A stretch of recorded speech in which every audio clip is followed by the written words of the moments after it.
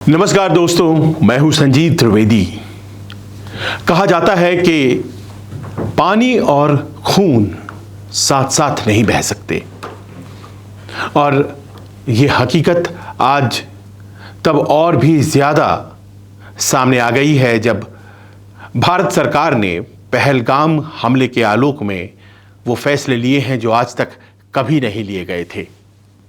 वो फैसले जो कि भारत और पाकिस्तान के दरमियान जो रिश्ते हैं उन्हें और मुश्किल करेंगे और एक ऐसी नज़ीर पेश करेंगे जिसमें कि भारत अपनी बर्दाश्त की सीमा को पार कर चुका है, उसका एक उदाहरण सामने आएगा।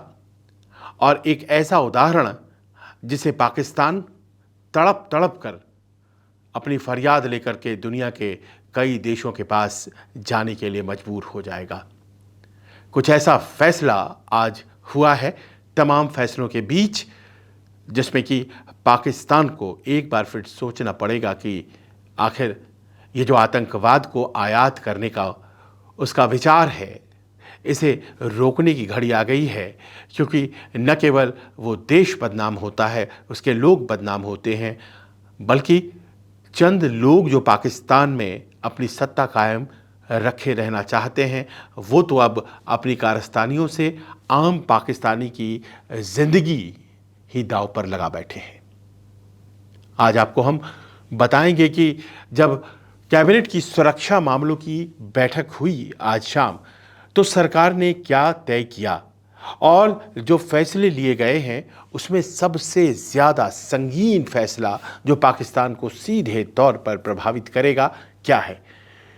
देखिए, पाकिस्तान की आतंकवाद को निर्यात करने वाली जो आदतें हैं वो पहले भी कई मौक़ों पर देखी गई हैं। पिछले कई दशक से लगातार भारत उसे झेल रहा है। लिहाजा कोई भी एक्शन भारत पाकिस्तान के ख़िलाफ़ लेता है उस पर उसका असर नहीं होता है। लेकिन अब एक ऐसा एक्शन लिया गया है जो कि 4 बार युद्ध हुए उस वक्त भी नहीं लिया गया था, क्योंकि ये एक ऐसा समझौता था जिसे रोकने पर भारत को कई जगहों पर जवाब देना पड़ता। लिहाजा उस समझौते को कार्यान्वित करता रहा भारत, बावजूद इसके कि 4 युद्ध उसने पाकिस्तान से लड़े, बावजूद इसके कि बेगुनाहों का खून पाकिस्तान पंजाब से लेकर कश्मीर तक बहाता रहा, देश के दूसरे हिस्सों में बहाता रहा। आतंकी गतिविधियां जो कि पाकिस्तान के द्वारा प्रायोजित थीं हमारे देश में चलती रहीं, लेकिन भारत और पाकिस्तान के बीच जो इंडस वाटर ट्रीटी, सिंधु जल समझौता, ये हमेशा कायम रहा।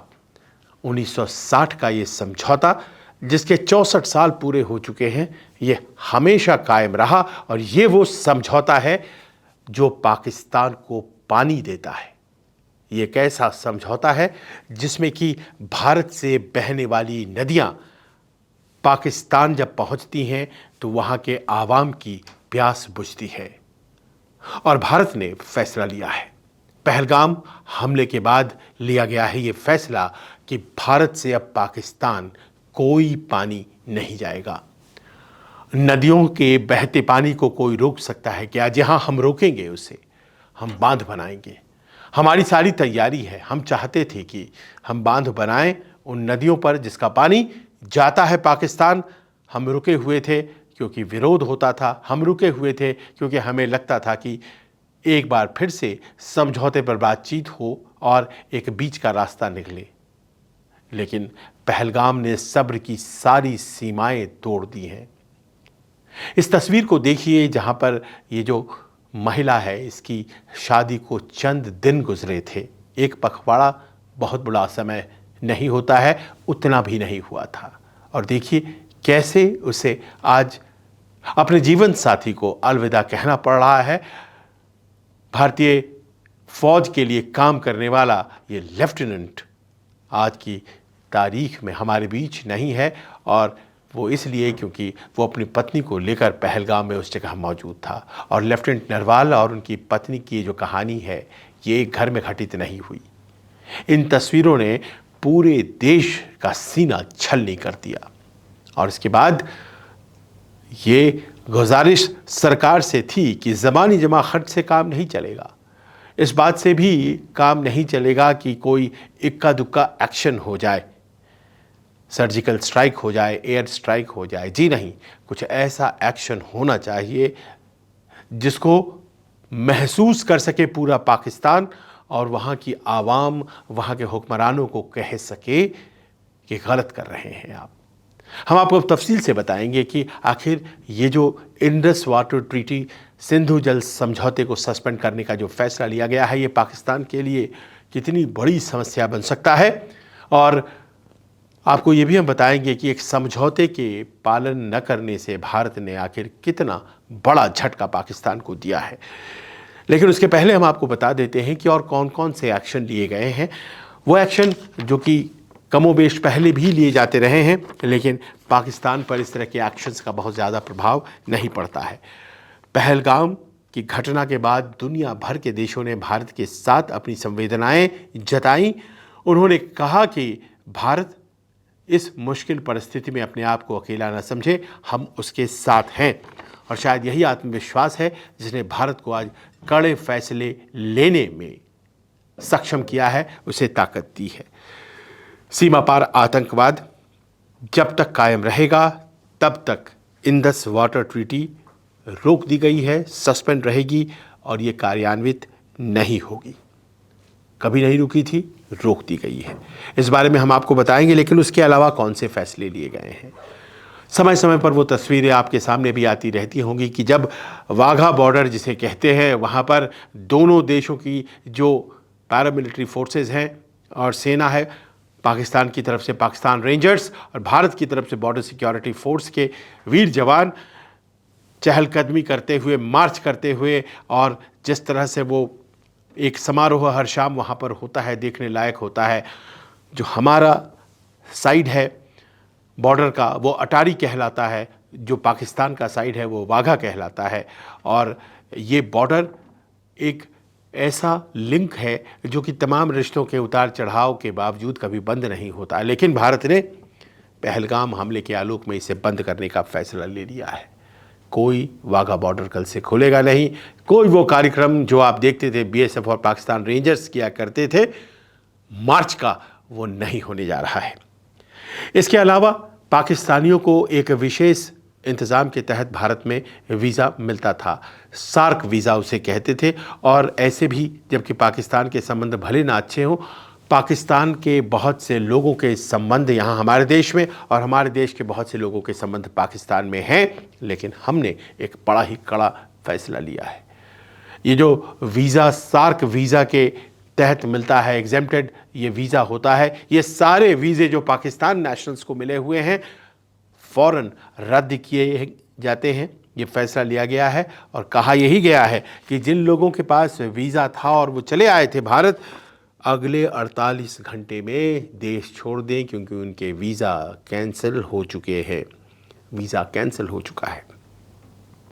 इतना नहीं, हमारा जो पाकिस्तान हाई कमीशन, वहाँ डिप्लोमेटिक एनक्लेव में इलाका है, वहाँ पाकिस्तान हाई कमीशन बना हुआ है। बड़ी सी ज़मीन उनके पास है और पाकिस्तान हाई कमीशन, जिसमें कि दिल्ली के बीचों बीच ये हाई कमीशन, यहाँ पर वो तमाम लोग जो कि राजनयिक हैं वो रहते हैं और राजनयिक के वेश में जासूस रहते हैं। यहाँ पर तमाम वो पाकिस्तान से आकर के लोग जो कि कोई न कोई राजनयिक पद लेकर के यहाँ आते हैं और फिर यहाँ की जासूसी किया करते हैं, यहाँ के लोगों के बीच जाकर घुल मिल जाते हैं और यहाँ से जानकारी इकट्ठा करके भेजते हैं। उन्हीं में से कई जानकारियाँ होती हैं जो कहती हैं कि कश्मीर में बहुत टूरिज़्म हो रहा है, कश्मीर में लोग अब डर नहीं रहे हैं, कश्मीर में आतंक का एक और अध्याय लिखा जाना ज़रूरी है। आखिर कोई ना कोई तो इनपुट गई थी जिसके ऊपर काम हुआ था। सो पाकिस्तान का अब कोई भी मिलिट्री एडवाइज़र, जल थल और नभ सेना का एडवाइज़र भारत में नहीं रहेगा। जला बदर कर दिया गया है, पर्सोना नॉन ग्राटा उसे डिक्लेयर कर दिया गया है और उसे कह दिया गया है कि आप सप्ताह भर के भीतर देश छोड़ दीजिए। इतना ही नहीं, पाकिस्तान हाई कमीशन में इस वक्त 55 स्टाफ हैं, 25 को कह दिया गया है कि आप देश छोड़कर जाइए। मात्र 30 लोगों के छोटे से स्टाफ के साथ पाकिस्तान हाई कमीशन ऑपरेट करेगा। बहुत बड़ी ज़मीन, बहुत बड़ा स्टाफ क्वार्टर, संभव है कि आने वाले दिनों में भारत रिक्लेम भी करे, क्योंकि इतनी बड़ी ज़मीन की ज़रूरत पाकिस्तान हाई कमीशन को है नहीं। पाकिस्तान हाई कमीशन के साथ हमने अपने राजनयिक रिश्ते बहुत ही छोटे कर लिए हैं, इतने छोटे जिसका कि मतलब ये है कि बस वो ज़िंदा हैं, किसी भी दिन बंद हो जा सकते हैं। इसके अलावा ये तय किया गया है कि 10 सालों में जो आतंकी हमले हुए हैं, चाहे वो पठानकोट हो, चाहे वो उरी में हुआ हो, पुलवामा हुआ हो, और अब ये पहलगाम में हुआ है, इन हमलों का हम लोगों ने जवाब दिया है और माकूल जवाब दिया जाएगा। ऐसा नहीं है कि जवाब नहीं दिया जाएगा, लेकिन शुरुआती रिस्पॉन्स जो है वो आपको इस तरह के कार्यों में दिखाई दे रहा है। लेकिन ये तमाम चीज़ें जो हम लोगों ने आपको बताई इस वक्त, चाहे वो अटारी वाघा बॉर्डर आप बंद कर दें, चाहे वो वीज़ा कैंसिल कर दें, उन्हें अपने लोगों की फ़िक्र कहाँ है, चाहे वो आप हाई कमीशन से स्टाफ को कम कर दिया जाए, उनके अधिकारियों को वापस भेज दिया जाए, इन सब का असर पाकिस्तान पर होता नहीं है। और यही वजह है कि इतने दफ़े आतंकी घटनाओं करने के बाद पाकिस्तान बेशर्म की तरह सामने आता है और फिर से वही घटना अंजाम देने लग जाता है। पाकिस्तान एक फेल्ड स्टेट हो चुका है। एक साथ आज़ाद हुए मुल्क भारत कहाँ पहुँच गया, पाकिस्तान कहाँ पहुँच गया। भारत में जो लोग रहते हैं और पाकिस्तान में जो लोग रहते हैं उनकी कोई गलती नहीं है, और पाकिस्तान में बहुत से लोग चाहते हैं कि वो भारत के साथ अच्छे रिश्ते रहें। आप सुनिए उनके टेलीविज़न चैनलों पर, अगर वो विश्वमन नहीं कर रहा है तो भारत के बारे में बहुत से अच्छे प्रतिक्रिया रखता है वो। आप चले जाइए उन जगहों पर, उन इलाकों पर जहाँ पर पाकिस्तान ने जबरन कब्ज़ा कर रखा है, पाकिस्तान ऑक्यूपाइड कश्मीर, कारगिल में, उन सब जगहों पर लोग बाग उनसे आज़ाद होने को बेताब हैं।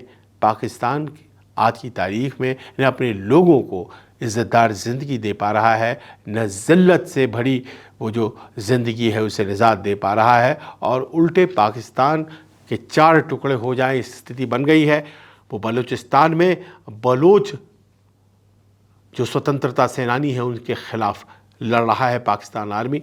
बलोच कभी पाकिस्तानियों के साथ थे ही नहीं।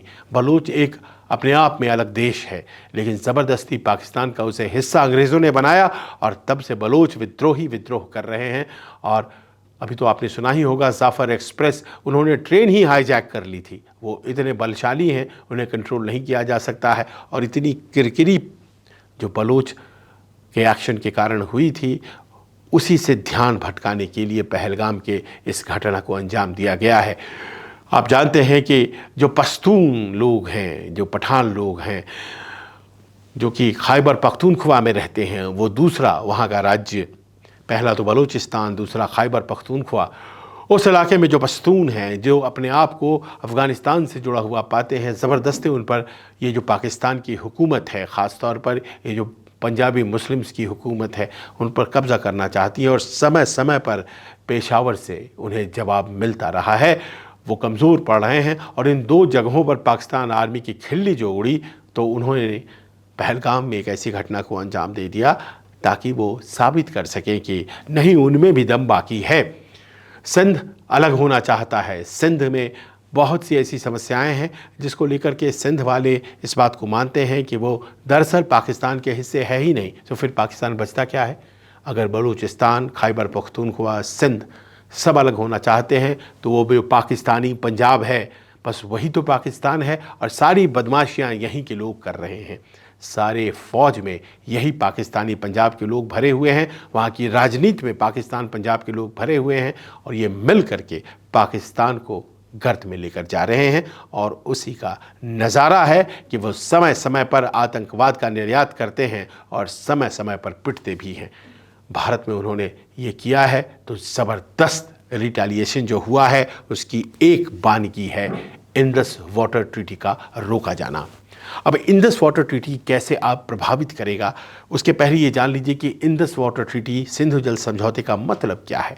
पाकिस्तान को जो पानी जाता है हमारी नदियों से, उस पानी के सहारे न केवल पूरा पंजाब बल्कि सिंध, वहाँ तक पानी पहुँचता है। और ये जो पानी पहुंचता है ये हमारी दरिया दिली का नतीजा है। हम सिंधु और उसकी जो सहायक नदियां हैं उसका मात्र 20% पानी अपने पास रखते हैं, 80% पानी हम पाकिस्तान जाने देते हैं। ये भी अजीब फैसला है। वर्ल्ड बैंक ने उस वक्त 1960 में पंडित जवाहरलाल नेहरू और अयूब खान जो पाकिस्तान का उस वक्त नेता था, इन दोनों के बीच कराया था और इस फैसले में 80% पानी पाकिस्तान को और केवल 20% पानी भारत को। भारत को हमेशा ये लगता रहा कि इंडस वाटर ट्रीटी एक बड़ा ही बेढब समझौता है और ऐसे बेढब समझौते को दोबारा से वर्कआउट किया जाना चाहिए क्योंकि इसमें हमारा नुकसान है। और आज हमें वो मौका मिला है। वो अगर आतंकवाद का निर्यात करेंगे हम इंडस वाटर ट्रीटी को फिर से रिवर्क करेंगे। फिलहाल रोक दिया गया है, सारा पानी हमारा है, 80% पानी हम उन्हें देते हैं। हमारे दम पर पाकिस्तान की प्यास बुझती है और वो बंदूकें लेकर हमारे लोगों को कश्मीर में मारता है। उम्मीद करता है कि हम उसके साथ सहृदयता दिखाएं। कहीं ना कहीं ऐसा लगता है कि उसके भीतर एक आत्मविश्वास आ गया था कि चाहे हम कुछ भी कर लें, जब 4 युद्ध में सिंधु जल समझौता वो बरकरार रह गया तो फिर अब भी बरकरार रह जाएगा। तो वहाँ के पाकिस्तान आर्मी के जो जनरल हैं आसिम मुनीर, उन्हें ये समझना चाहिए कि अपनी कुर्सी को बचाने के लिए जिस तरह की घटनाओं को अंजाम दिया गया, उनके द्वारा पिछले 16 अप्रैल को जैसी बातें कही गई थी उसका असर शुरू हो गया है। अब जान लीजिए कि ये इंडस वाटर ट्रीटी, सिंधु जल समझौता है क्या। दरअसल सिंधु और उसकी सहायक नदियां झेलम, चेनाब, रवि, ब्यास, सतलज, ये 5 नदियां उसकी सहायक नदियां हैं। और इंडस, इनका ओरिजिन भारत, पाकिस्तान, इन दोनों जगहों पर नहीं, चीन में है। पाकिस्तान की तरफ बहती हुई नदियां, इनका सारा हिस्सा हमारे देश में होकर बहता है और हमारे देश से गुजर करके ये 6 नदियां, सिंधु और उसकी सहायक 5 जो नदियां हैं, ये पाकिस्तान में प्रवेश करती हैं। अब इसमें से देखिए, शुरुआत 1948 में जब देश आज़ाद हुआ था उसी वक्त समस्या शुरू हो गई। इस पानी का इस्तेमाल हम अपने लिए करने लगे क्योंकि हमारे देश में अगर नदी बह रही है तो जाहिर है यह हमारा हक बनता है। पाकिस्तान वाले इधर उधर इंटरनेशनल बॉडीज़ के पास जाकर हमारी शिकायतें लगाते रहे और उसी का नतीजा था कि 1960 आते आते वर्ल्ड बैंक ने एक समझौता करा दिया। उस समझौते के अनुसार 3 नदियां हमारी, 3 नदियां उनकी कर दी गई। 3 नदियां हमारी यानी कि इंडस के अलावा, सिंधु नदी के अलावा झेलम, चेनाब, रावी, ब्यास और सतलज, ये जो 5 नदियां थीं और सिंधु नदी को मिलाएं तो 6 नदियां थीं। इन 6 नदियों में से 3 नदियां हमारी कर दी गई और 3 नदियां उनकी कर दी गई। ये नदियां कितनी महत्वपूर्ण हैं इस बात से आप अंदाज़ा लगा सकते हैं कि भारतीय उपमहाद्वीप में ये लगभग 21 करोड़ लोगों के लिए बहुत ही महत्वपूर्ण हैं। उनकी प्यास बुझाती हैं। 21 करोड़ लोग अपना जीवन पाते हैं इस सिंधु नदी और उसकी सहायक नदियों से। आप ये कल्पना कीजिए कि सिंधु घाटी सभ्यता इसी रिवर सिस्टम के आसपास पनपी थी और आज भी सभ्यता इन्हीं नदियों की वजह से इस पूरे इलाके में भारतीय उपमहाद्वीप में है। तो जो 1960 का समझौता था उसमें 3 नदियां भारत के लिए, 3 नदियां पाकिस्तान के लिए। और ये अजीब समझौता था, इसमें पानी नहीं बांटा गया था, इसमें नदियां ही बांट दी गई थी। अमूमन यही होता है कि पानी बांटे जाता है और इतना पानी आप रख सकते हैं इन नदियों का, बाकी पानी जो लोअर राइपेरियन यानी कि जो बाद के देश हैं, पहले हमारे जगह से बहती है पानी, उसके बाद फिर वो लोअर राइपेरियन यानी कि बाद वाले देश में जाते हैं, उनको मिला करेगी। लेकिन हम लोगों ने वैसा नहीं किया। हम लोगों ने नदियां बांट ली और जो 3 नदियां हमने बांटी उसमें पानी बहुत कम आता है और 3 नदियां जो उनके पास गईं उनमें पानी ज़बरदस्त आता है। हम फिर भी उसको झेलते रहे। अब ये जान लीजिए कि जो 3 नदियां हमारे पास थीं वो कौन कौन सी थीं। 3 नदियां जो हमारे पास हैं वो हैं सतलज, ब्यास और रावी। सतलज, ब्यास और रावी, इसमें से सतलज, ब्यास और रावी माफ़ करें 168 मिलियन घन मीटर पानी जो इसमें से आता था, वो उसमें से मात्र 33 मिलियन घन मीटर पानी का हम इस्तेमाल करते हैं और बाकी का पानी हमारी नदियों से, जो हमें वर्ल्ड बैंक के समझौते में मिली थी, सतलज, ब्यास, रावी की पानी, वो पाकिस्तान भेज दी जाती है, यानी कि कुल का 20%। और जो 3 नदियां दूसरी पाकिस्तान के हिस्से गई थी, वो थी झेलम, चेनाब और इंदस। इनका 135 मिलियन घन मीटर पानी यूं ही पूरा का पूरा पाकिस्तान चला जाता था, और यही सबसे बड़ा आधार पाकिस्तान के पंजाब और पाकिस्तान के सिंध को पानी देने वाला सबसे बड़ा रिवर सिस्टम। पूरे पाकिस्तान में पानी की अजीब ज़बरदस्त समस्या है। वहाँ का ग्राउंड वाटर बहुत ही कम है, और अगर पानी कहीं से उन्हें मिलता है तो हमारे देश से जो नदियाँ उनके लिए छोड़ी जाती हैं वहाँ मिलता है।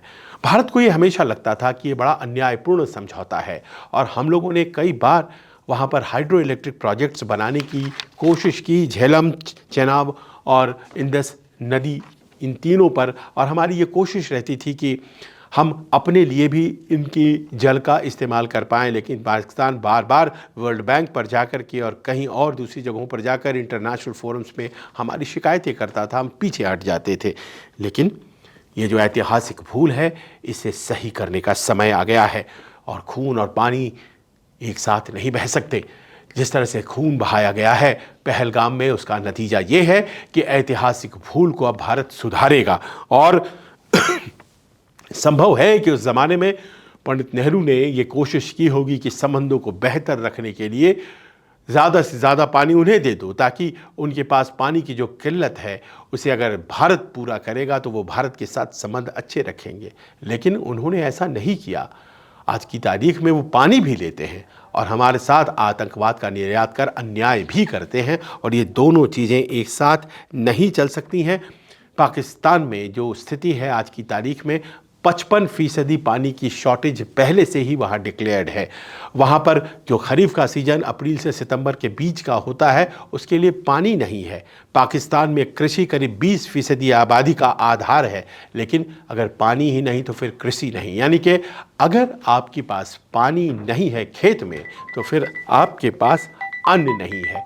ये स्थिति आपकी है आज की तारीख में, और मानकर चलिए कि पाकिस्तान को ये ज़ोर का झटका है, बहुत ज़ोर से लगेगा, और उम्मीद की जा सकती है कि वो त्राहिमाम करता हुआ दुनिया के कई देशों के पास जाएगा, लेकिन कोई उसकी मदद में नहीं आने वाला है। और वो इसीलिए क्योंकि जिस तरह का आतंक निर्यात करने की फैक्ट्री उसने खोल रखी है, मसूद अज़हर हो, हाफिज सईद हो, इन सबों को जिस तरह से वो पनाह देता है, जिस तरह के आतंकी लॉन्च पैड में हैं, हमारे कश्मीर में जिस तरह का आतंक फैला रखा है इन पाकिस्तानियों ने, उसके लिए सबसे माकूल और करारा जवाब यही है।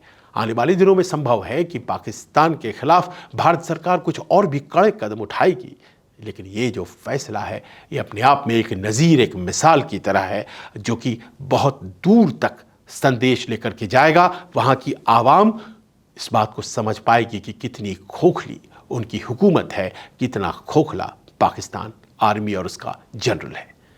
आपको क्या लगता है, ये फैसला कैसा है? आप क्या सोचते हैं इसके बारे में?